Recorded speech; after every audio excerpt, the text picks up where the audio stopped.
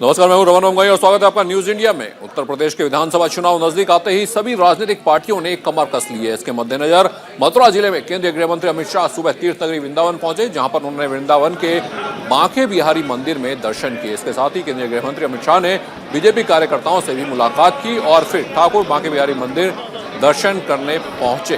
तो गृह मंत्री अमित शाह, जिन्होंने पहले बांके बिहारी मंदिर में दर्शन किए और साथ ही साथ प्रचार भी किया, डोर टू डोर कैंपेन किया, कार्यकर्ताओं से मुलाकात की, लोगों से मुलाकात की। तो ये तमाम तस्वीरें आप देख रहे हैं, ये गृह मंत्री अमित शाह के मथुरा दौरे की तस्वीरें हैं।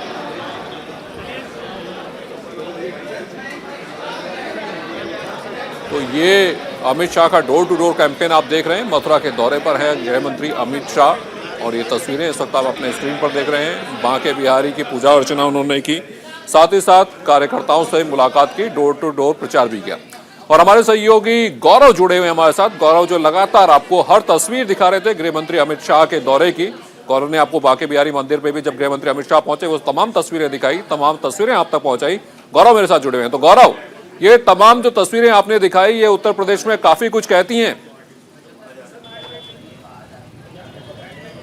बिल्कुल रमन, ये तस्वीरें काफी कुछ कहती हैं। और देखिए, जब एक कार्यक्रम तय होता है तो उसकी रूपरेखा पहले से ही बना ली जाती है, क्योंकि आज का जो कार्यक्रम अमित शाह का था वो बांके बिहारी मंदिर पहुंचने का कार्यक्रम था। वहां हालांकि थोड़ा सा लेट जरूर पहुंचे, लेकिन जब वहां से निकले उसके बाद उन्होंने संगठन से जुड़े तमाम लोगों के साथ बैठक किया। जो यहाँ के साधु संत थे उनको आमंत्रित किया गया था, उनसे बातचीत की गई। और जब साधु संतों से मैंने बातचीत किया तो उन्होंने कहा कि अमित शाह ने साफ जो मंत्र दिया है वो मंत्र यही है कि आगे जो अगली लड़ाई होनी है वो मथुरा के मुद्दे पर होगी, यानी कि मथुरा के मंदिर की जो बात लगातार चल रही है अब उस पर भारतीय जनता पार्टी बातचीत करेगी। इतना तो मैसेज अमित शाह ने आज दे दिया। इसके अलावा मैं ये कह रहा हूँ कि जो तय कार्यक्रम था, ये इस वक्त मैं सतुआ गाँव में मौजूद हूँ और ये जो पूरा गांव है तकरीबन 5 विधानसभाओं का ये मथुरा, लेकिन इस विधानसभा क्षेत्र की अगर मैं बात करूं, ब्रज क्षेत्र की का बहुत महत्वपूर्ण हिस्सा है, क्योंकि जब अमित शाह संगठनात्मक बैठक करके निकले उसके बाद सीधे वो इस गांव में पहुंचे थे। और गांव में जिस तरीके की तस्वीरें निकल करके आ रही थी, चाहे वो पुरुष हो या फिर महिलाएं हो, लगातार वो पुष्प वर्षा कर रही थी। अमित शाह 800 मीटर की लंबी पदयात्रा उन्होंने किया और गाँव की सकरी गलियों से होते हुए गुजर रहे थे।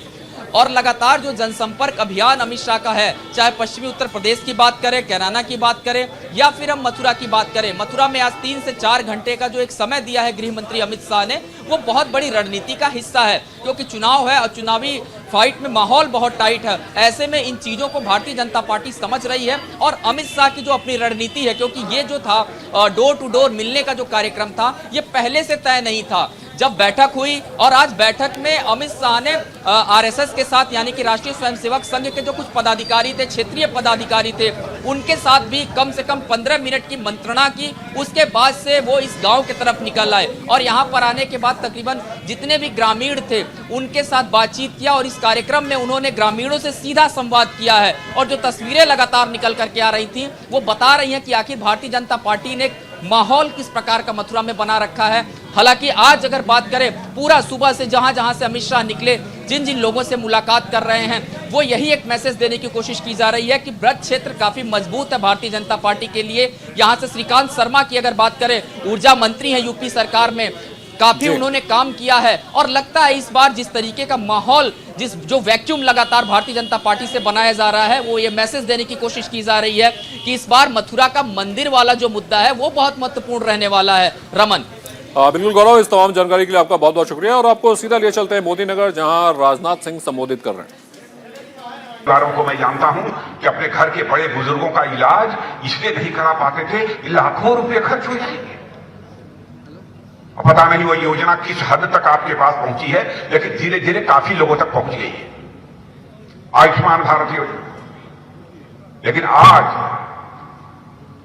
कोई झोपड़ी में भी रहने वाला क्यों न रहा हो, गरीब से गरीब व्यक्ति क्यों न, उसके घर यदि कोई व्यक्ति यदि बीमार पड़ जाता है तो 5 लाख रुपए तक का 1 साल में उसका मुफ्त इलाज किया जाएगा। और ये 1 साल में उसकी बीमारी ठीक नहीं होगी तो दूसरे साल भी 5 लाख रुपए में उसका मुफ्त इलाज किया जाएगा। यह है आयुष्मान भारत।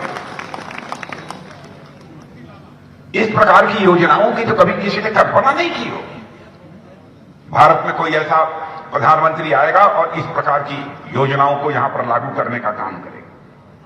प्रधानमंत्री किसान सम्मान निधि, मैं भी किसान हूं, मैं गांव का रहने वाला हूं, और मैं सच कहना चाहता हूं बहनों भाइयों, अपने दिल की बात, इसको राजनीतिक नजरिए से नहीं देखा जाना चाहिए।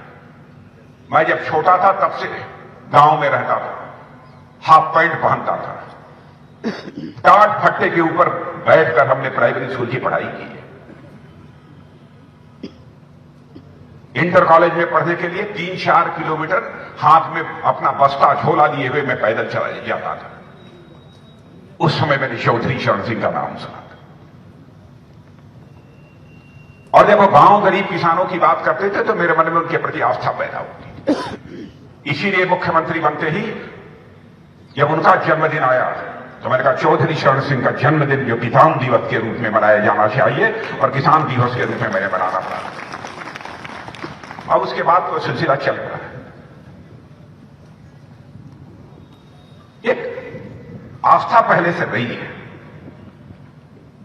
भारतीय जनता पार्टी में व्यक्ति कोई गड़बड़ हो सकता है, आपकी जो कसौटी है उस कसौटी पर पूरी तरह से वो खरा न उतरे, लेकिन इतनी बात मैं दावे के साथ कह सकता हूं, Bharatiya Janata party as a party आपकी हर कसौटी पर पूरी तरह से खरी उतरेगी। अब आप कहेंगे कैसे खरी उतरेगी? मैं पश्चिम के लोगों को जानता हूं, लोग कहते हैं कि भाई चाहे जो कुछ हो जाए बात का धनवान होना चाहिए। क्या मानते हैं ना? जो कहे सो करे, सपूत तो वही है। मैं दावे के साथ कह सकता हूं कि भारतीय जनता पार्टी इस हिंदुस्तान की इकलौती ऐसी राजनीतिक पार्टी है जो कहती है उसे करके दिखाती है। अब आप ये कहेंगे कैसे?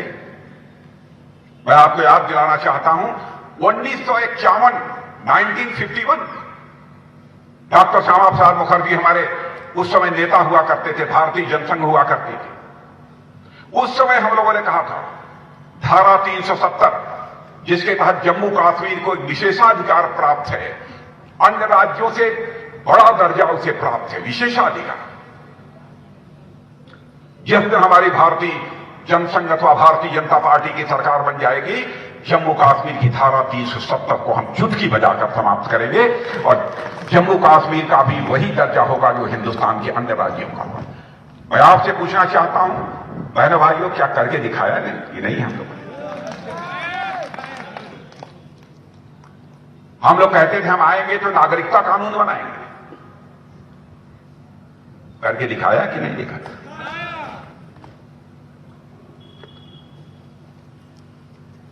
यानी जो हमारे हिंदू हों या अल्पसंख्यक जो भी हो, ईसाई हों, पारसी हों, जो भी विभाजन के समय चले गए थे पाकिस्तान, यदि उनका वहां पर धार्मिक उत्पीड़न हो रहा था,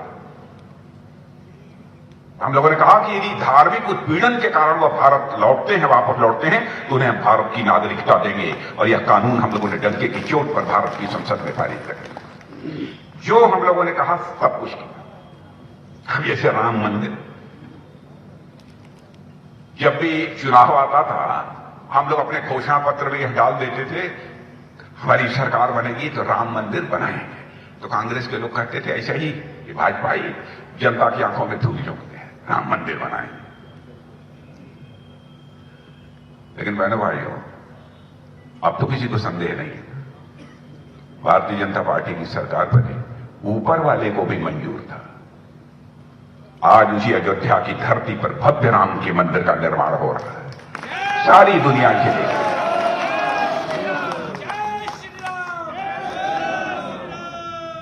जनसंख्या नियंत्रण भी कानून लाना चाहिए।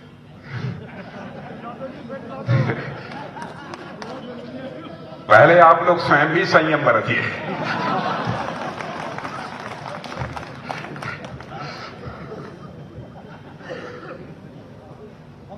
और एक चीज मैं बताना चाहता हूं, देखिए हम राम मंदिर की बात यदि करते हैं, इसका अर्थ नहीं लगाना चाहिए कि हम कोई एक धर्म विशेष हिंदू समाज की ही बात कर रहे हैं। एक आक्रांता ने आकर उसे ध्वस्त किया था, और हमारे राम मंदिर को इसलिए वहां भव्य मंदिर बनेगा तो वही बना है। गंगे की चोट पर हम लोगों ने इसकी चिंता नहीं की। वोट का क्या होगा, वोट आता जाता रहता है। सोमनाथ मंदिर, डॉक्टर राजेंद्र प्रसाद जी हमारे पहले राष्ट्रपति थे, तो उस समय उन्होंने उसका पुनर्निर्माण कराया था तो मैं उसकी आज चर्चा में कर रहा हूं। लेकिन इसको भव्य स्वरूप देने का काम यदि किसी ने किया, आज के हमारे प्रधानमंत्री नरेंद्र भाई मोदी ने।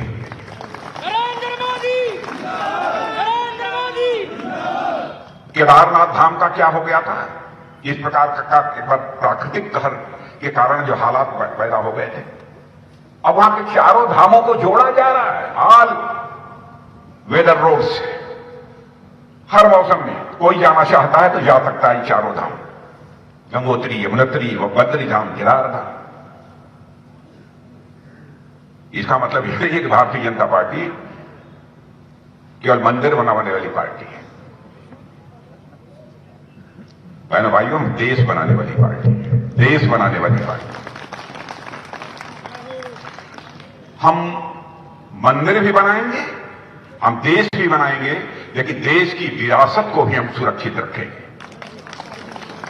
हम देश की विरासत को हम मिटने नहीं देंगे, हम देश की विरासत को भी हम संभाल कर रखेंगे। और मैं यह मानकर चलता हूं, जो अपनी संस्कृति और अपनी विरासत के साथ कट जाता है, उसकी हालत भी एक कटी पतंग की तरह हो जाती है। हम इस देश में ऐसे हालात किसी भी सूरत में पैदा नहीं होने देंगे। जहां तक आतंकवाद का सवाल है, बहन भाइयों, आतंकवादी वारदातें होती रहती हैं। पहले बहुत ज्यादा होती थी, अब तो बहुत काफी कम हो गई। लेकिन हम एक हमारा पड़ोसी है जो बराबर इधर उधर की कुछ नापाक हरकतें करता ही रहता है। आप जानते ही होंगे उसका नाम क्या है, मालूम है? पाकिस्तान है। अब पता नहीं पाकिस्तान के निर्माता जिन्ना का नाम क्यों लिया जाता है।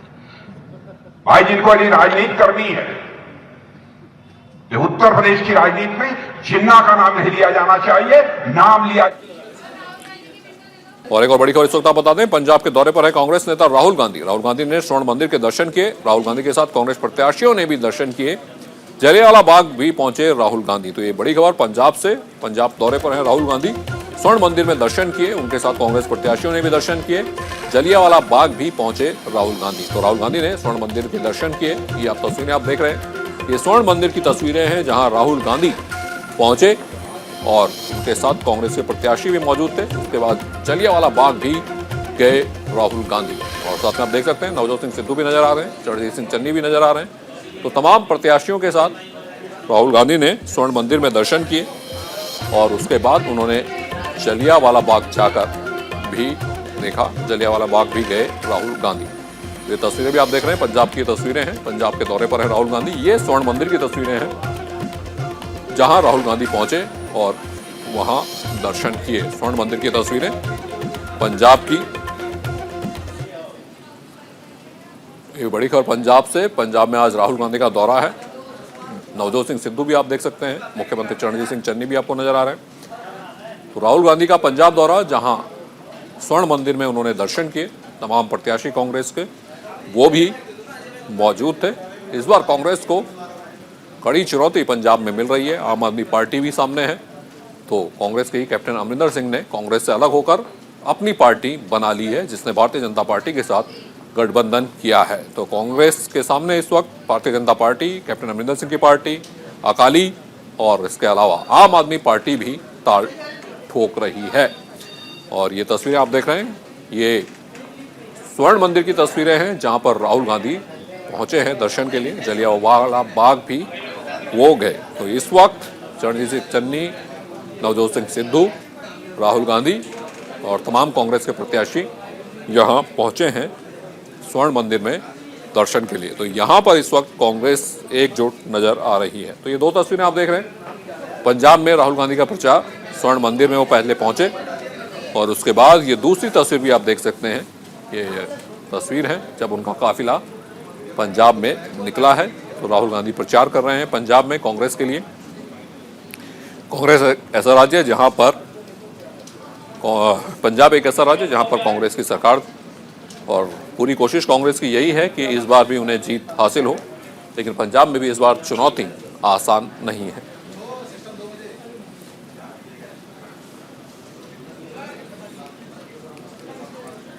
झारखंड कांग्रेस प्रभारी आरपीएन सिंह के इस्तीफे के बाद झारखंड की सियासत में मचे घमासान के बीच कांग्रेस आलाकमान ने अविनाश पांडे को झारखंड कांग्रेस प्रभारी नियुक्त किया है। अविनाश पांडे नागपुर के रहने वाले हैं, वह लंबे समय से कांग्रेस से जुड़े हुए हैं। वहीं अब अविनाश पांडे ने राहुल गांधी से मुलाकात की और नई जिम्मेदारी मिलने पर राहुल गांधी का आभार जताया। झारखंड के नए प्रभारी बने अविनाश पांडे। पहले जिम्मेदारी आरपीएन सिंह के पास थी, लेकिन आरपीएन सिंह ने इस्तीफा देकर अब भारतीय जनता पार्टी का दामन थाम लिया है। तो नए प्रभारी बनाए गए हैं अविनाश पांडे। अविनाश पांडे को मिली नई जिम्मेदारी। पहले जिम्मेदारी आरपीएन सिंह के पास थी। झारखंड कांग्रेस की जिम्मेदारी अब अविनाश पांडे को दी गई है।